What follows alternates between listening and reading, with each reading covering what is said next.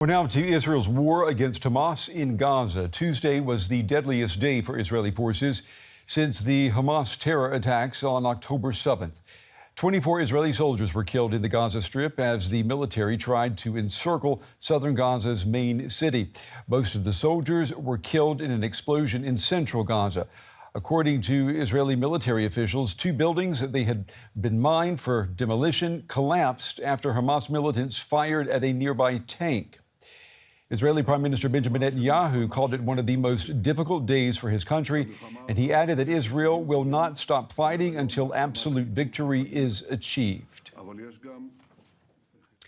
One of Hamas's biggest supporters is the regime in Iran, which has a goal of destroying Israel.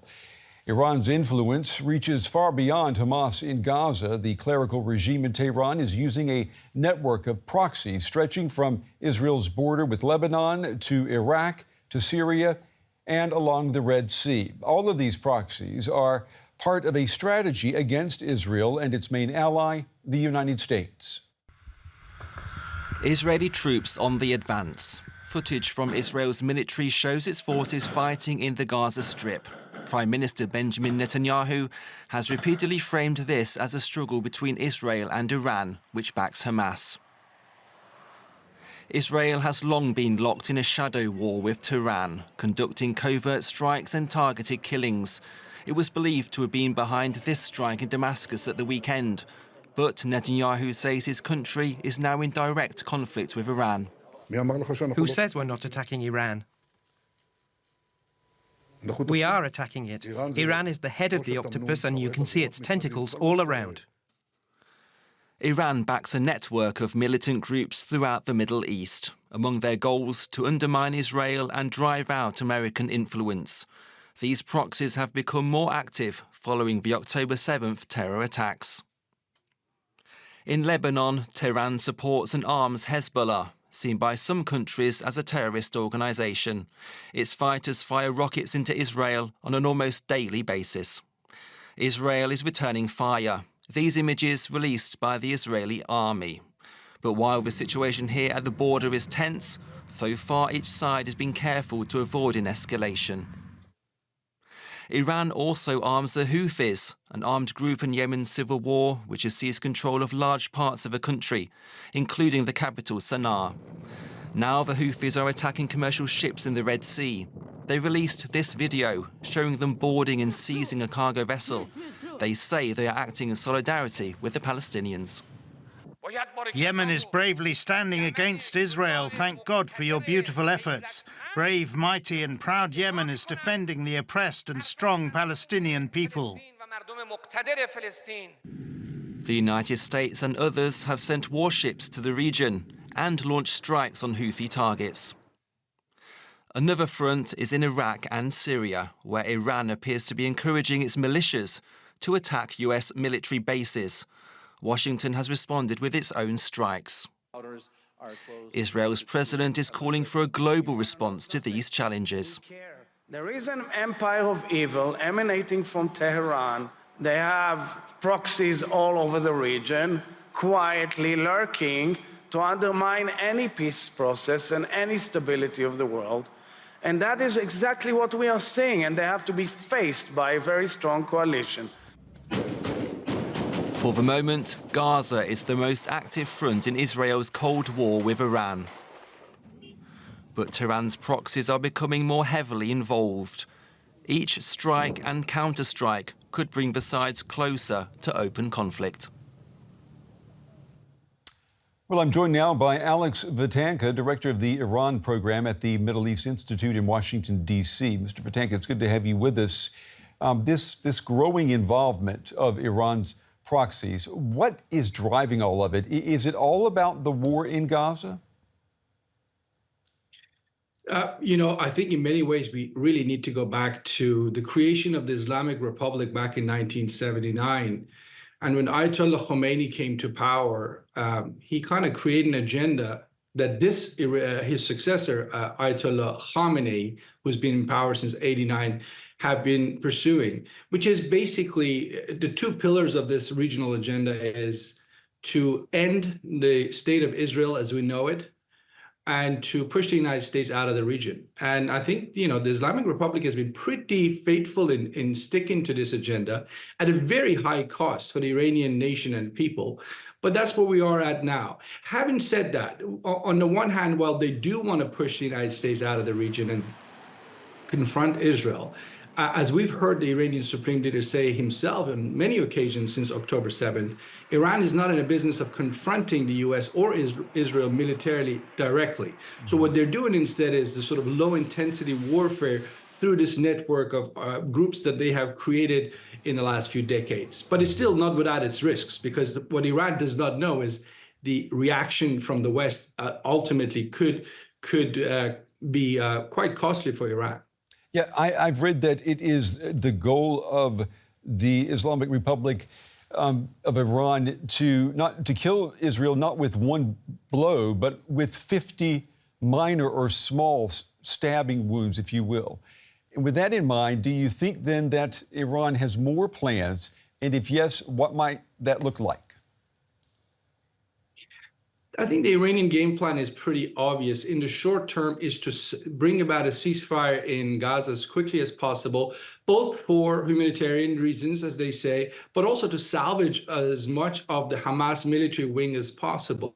The Iranian regime would like to see a military wing of Hamas exist and continue to be a point of concern for the Israelis going forward in years to come.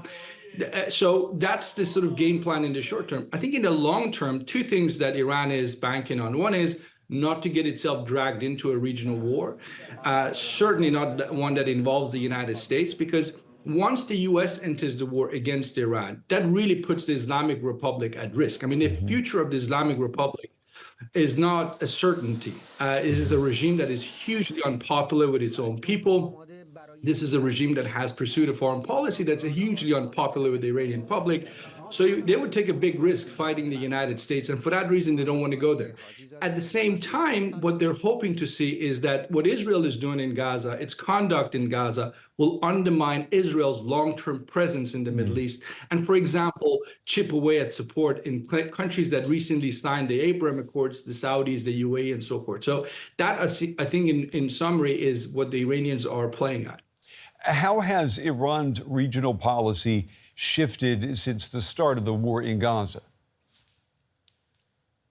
It really hasn't. I mean, the two big issues that I just mentioned in terms of trying to save as much of Hamas as possible, keep Hezbollah out of the war, and also prevent a direct confrontation with the United States, those things have been true since day one.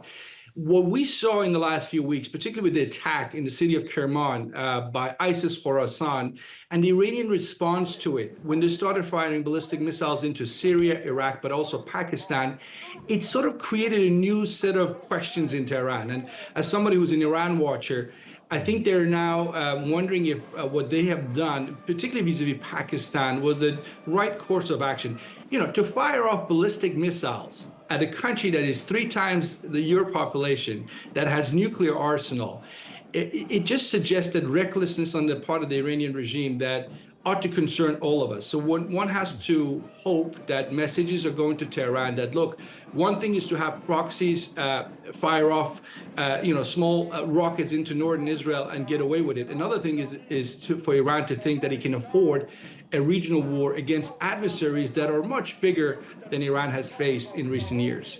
You know, on the outside, people looking in at the situation, would consider the Abraham Accords, where we've seen several Muslim-majority countries manage to normalize relations with Israel. And then they look at the Islamic Republic of Iran and ask, well, why hasn't Iran managed to do this? I mean, is it as simple as a Shia-Sunni divide, or is there more to it?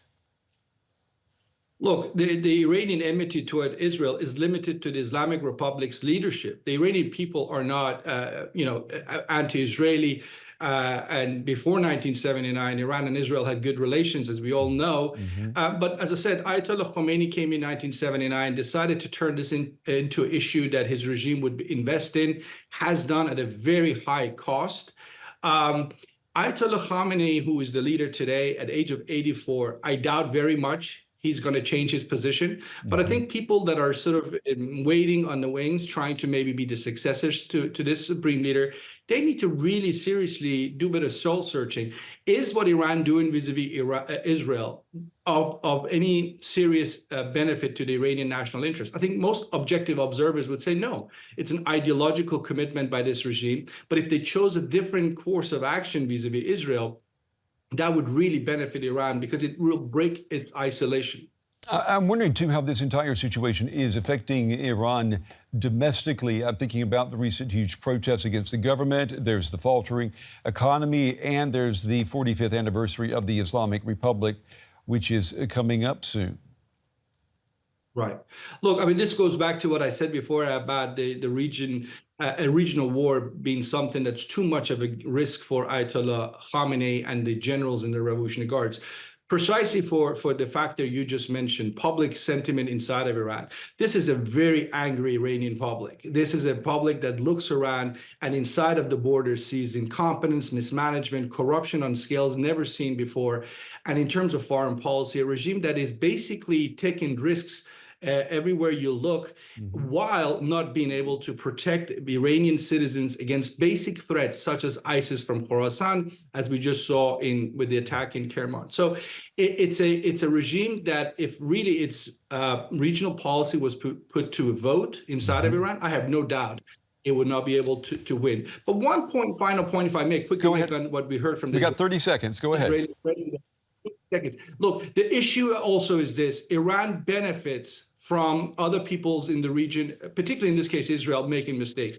If there was a real serious attempt to a two-state solution by the Palestinians and the Israelis, that Iranian militant message would be so harder for Tehran to sell. So that's important for us to do. Alex Vatanka, director of the Iran program at the Middle East Institute. Mr. Vatanka, we appreciate your time and your analysis tonight. Thank you.